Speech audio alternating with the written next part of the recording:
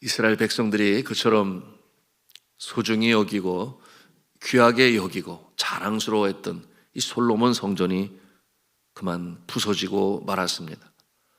이 성전에 대한 그들의 자기 중심적인 지나친 기대감이 있었어요.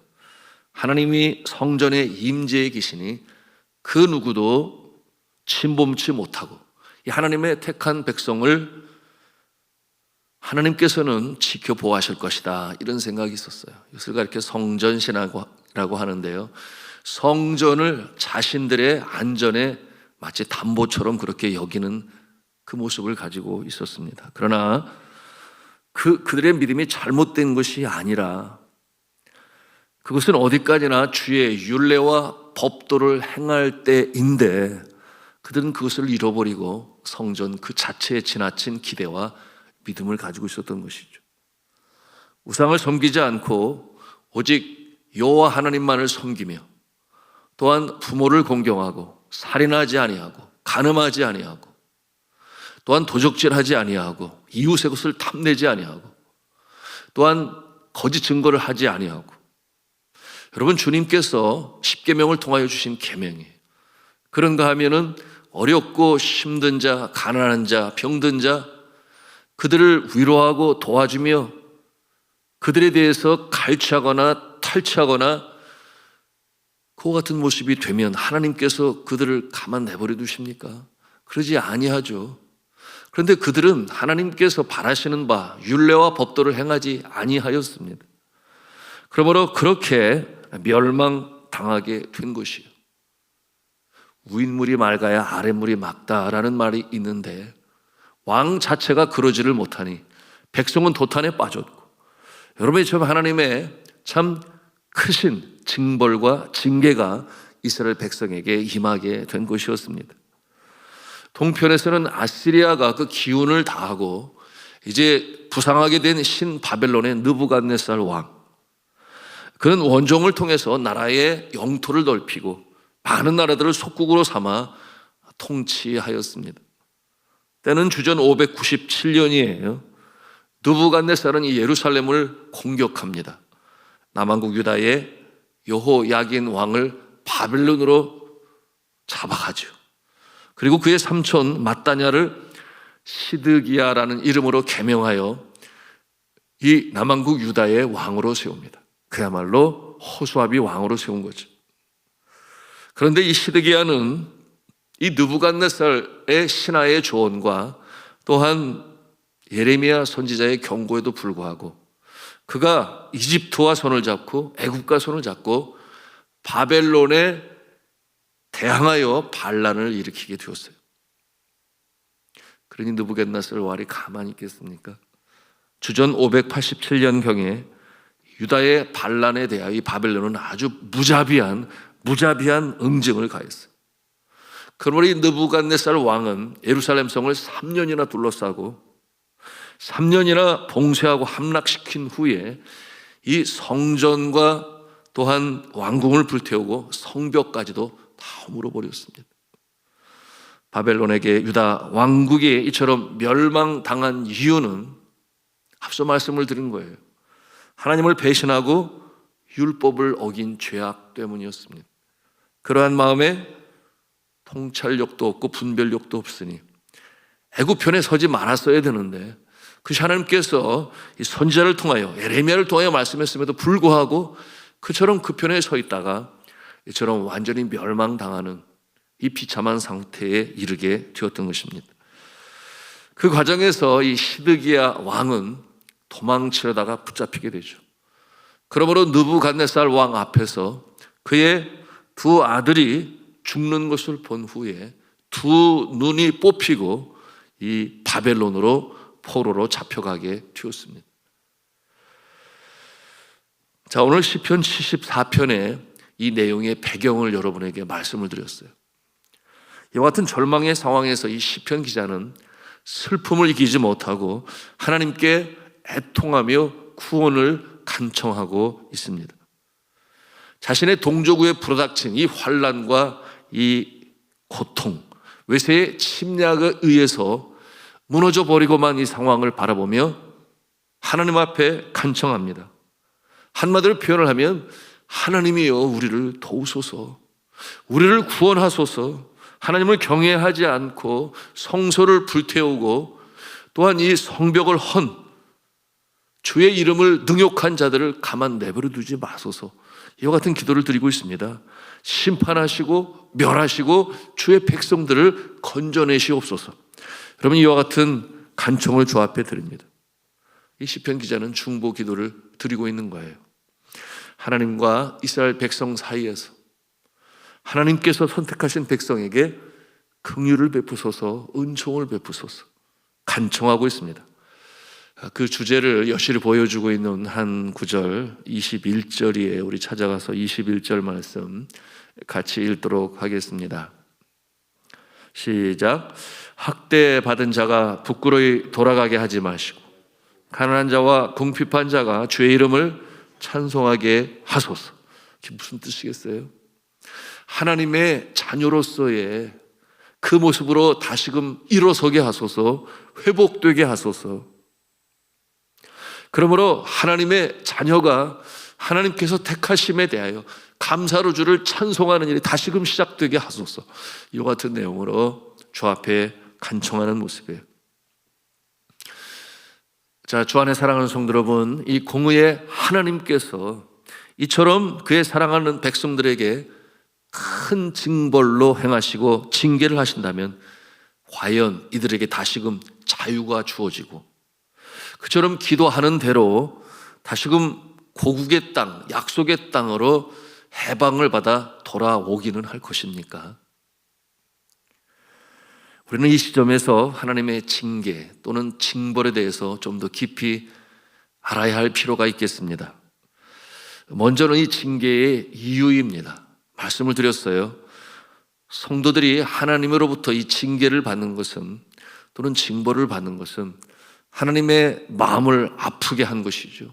죄를 범하고 하나님을 거역한 모습 속에 이와 같은 징계와 징벌이 일어나게 되니 여러분, 이것은 죄의 결과라 할 수 있겠어요. 공의로우신 하나님께서는 이 죄를 결코 용납하시지 아니하십니다. 공의로우신 하나님, 거룩하신 하나님, 반드시 죄를 가려서 벌하십니다. 얼마만큼 회개하고 돌아오기를 기다리시는지는 그것은 하나님의 권한이에요. 그러면 징계를 하시는 목적은 무엇일까요? 자주 말씀을 드리죠. 그것은 사랑하시는 자를 우리 하나님께서는 포기하시지 아니하십니다. 포기하시지 아니하시기 때문에 그 죄를 도말하시고 회개케 하셔서 새롭게 살려내시는 역사, 그것이 징계의 목적이에요. 징계의 목적은 죽이는 것이 아니요 살리는 것입니다. 사랑하시기 때문에 포기할 수 없기 때문에, 그러나 그 죄를 그냥 내버려 두실 수 없기 때문에 하나님께서 따끔한 회초리를 드시는 것이죠. 그러므로 죄는 뭐와 같은가 쉽게 생각하면 우리 몸 안에 생기는 염증과 같아요.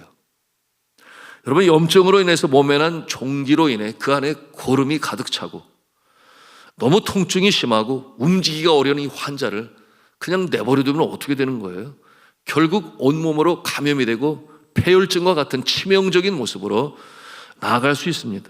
따라서 그 치유가 순간적으로는 악하는 그 참 이 비명소리가 터져 나온다 할지라도, 그러나 터져 나오는 극심한 고통을 동반하지만 하나님께서는 그 상처를 치유하시고 낫게 하시는 것이, 그것이 무엇이다?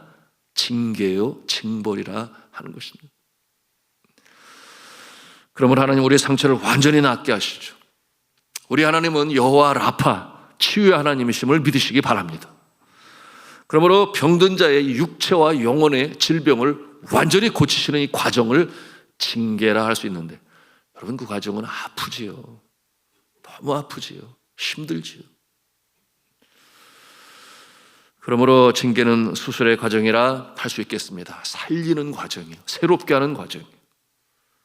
그러므로 주님 보시기에 합당한 모습으로 세우는 것이니, 여러분, 징계가 없다면 죄를 범하는데 그는 사생자라 그렇게 성경은 말씀하고 있습니다. 무슨 뜻이에요? 주님이 포기하신다는 거죠. 여러분, 이와 같은 모습을 우리가 오늘의 말씀을 통해서 우리가 볼 수 있어야 하겠습니다. 자, 그러면 이 징계를 받는 우리 인간의 편에서는 무엇을 해야 할까요? 하나님은 그렇게 하시는데 우리 편에서는 어떻게 해야 할까요? 그것은 바로 기도하는 것입니다. 특별히 회개의 기도를 하는 것입니다. 오늘 시편 기자는 이 극심한 고통 중에서 하나님 아버지 앞에 기도합니다. 그렇습니다.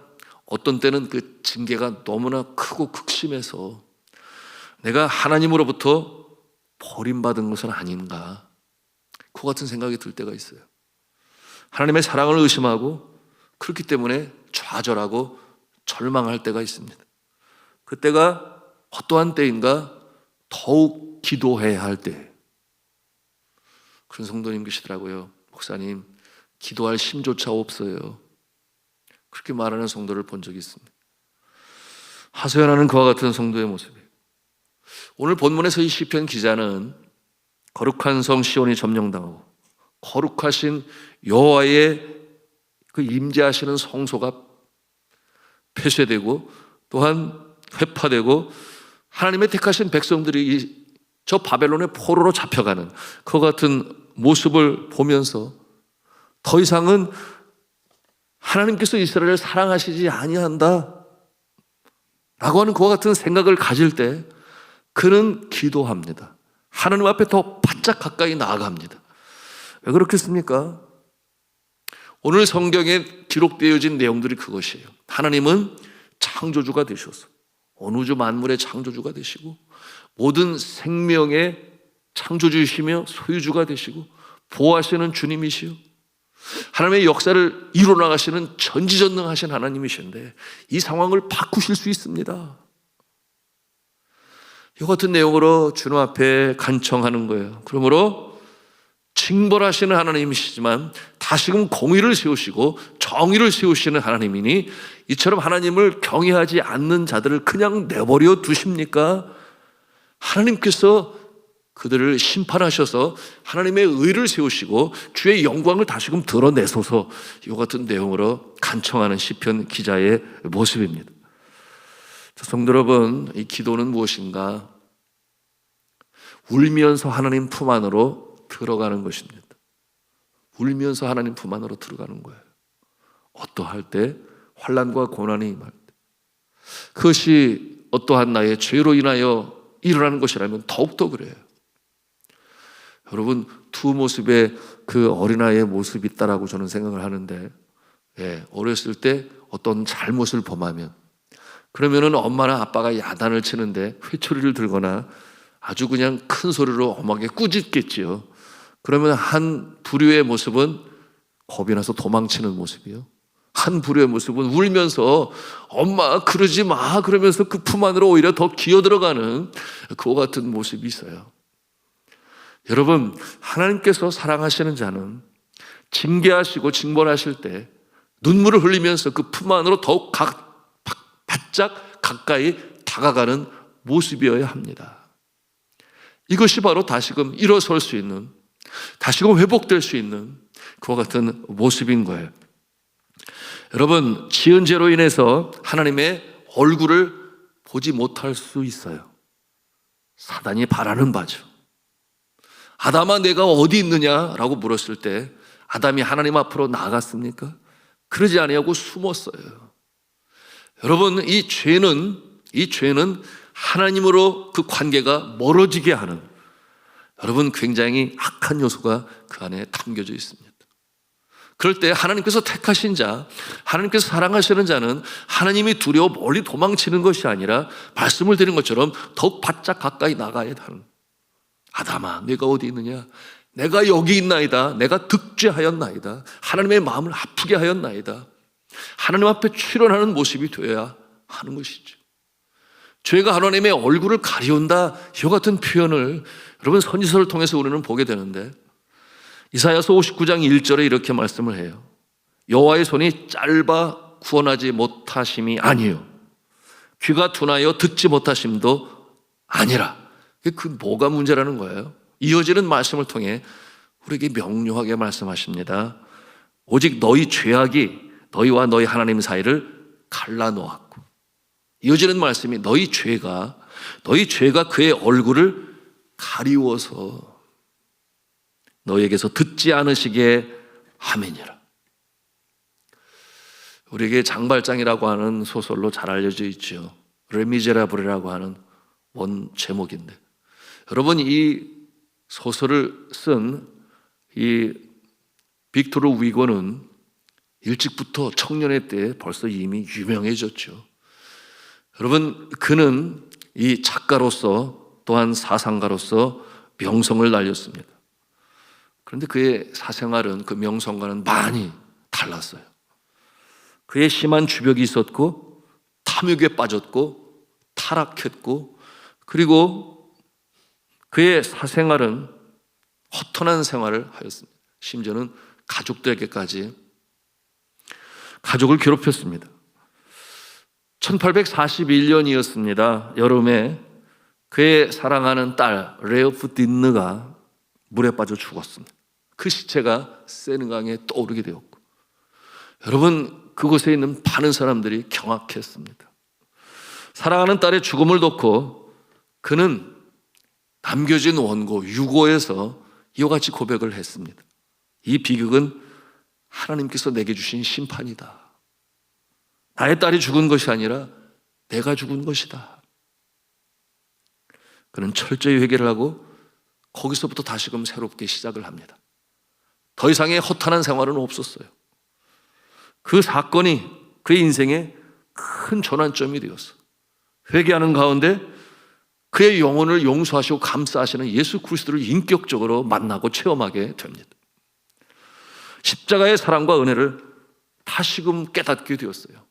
그러므로 이후로 그는 깨끗한 생활, 경건한 생활을 시작하게 되었고, 주께서 베푸신 십자가의 은혜와 용서를 체험하면서 쓴 소설이 있으니 그 소설이 바로 레미제라블, 세계적으로 명작이 되어 누구나 다 학창시절이면 한 번쯤 읽는 명작이 되었던 것입니다.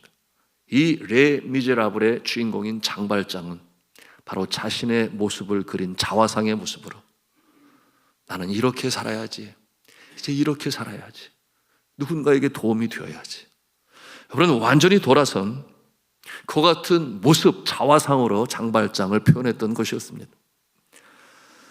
오늘 시편 기자는 그 극한의 환난 속에서 이 구원을 위하여 하나님 앞에 부르짖습니다. 21절 말씀 다시 한번 우리가 읽기를 원하는데요, 21절 같이 읽습니다. 시작. 학대받은 자가 부끄러이 돌아가게 하지 마시고 가난한 자와 궁핍한 자가 주의 이름을 찬송하게 하소서. 우리의 모습이 그러해야 하겠습니다. 다시금 주를 찬송하며 찬미하면 그 인생으로. 여러분 그처럼 바벨론의 포로로 잡혀갔던 이 자유를 잃어버린 이스라엘 백성들은 어떻게 되었을까요? 그들이 자신의 고국을 그리워합니다. 그처럼 예루살렘에서 성전 예배로 하나님께 영광을 돌리던 그때를 그들이 그리워하며 회개하며 눈물 짓습니다. 그 바벨론의 그발 강가에서 그들이 눈물 지으며 회개하며 그때를 그리워할 때 하나님께서는 그들을 돌이키시죠. 그래서 다시금 이제 포로로 잡혀간 지 70년 만에 그들에게 해방을 선사하고 3차에 걸쳐서 이 포로를 귀환시키셔서 다시금 그 영화의 때로 돌아가게 하시는데 하나님을 찬미하는 백성으로 세우시는, 그러므로 주님 기뻐하시는 모습으로 살게 하시는 이 역사를 이루십니다. 그때 그들이 하나님의 용서하심과 또한 돌이키심과 다시금 시작되어지는 이 성전 예배를 드리며 어떻게 찬송을 불렀는가, 그 내용이 시편 126편 1절 이하에 나타나 있는데, 여호와께서 시온의 포로를 돌려보내실 때에 우리는 꿈꾸는 것 같았도다. 그때에 우리 입에는 웃음이 가득하고 우리 혀에는 찬송이 가득 찼도다. 그때 문나라 가운데서 말하기를 여호와께서 그들을 위하여 큰 일을 행하셨다 하였도다. 여호와께서 우리를 위하여 큰 일을 행하셨으니 우리는 기쁘도다. 이와 같은 찬송을 부르며 성전 예배를 다시금 시작했습니다.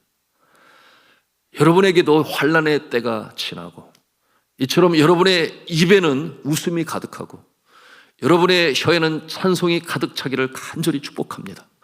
그러므로 다시금 일어서서 하나님 기뻐하시는 복된 인생이요, 많은 사람들에게 그 회복의 역사를 나타내고 내 자신은 하나님의 기쁨이라며 우리가 이 땅에 살아가는 것이 복된 인생이요 사명을 온전히 이루는 하늘에 속한 자들이 다 되시기를 주님의 이름으로 축원합니다.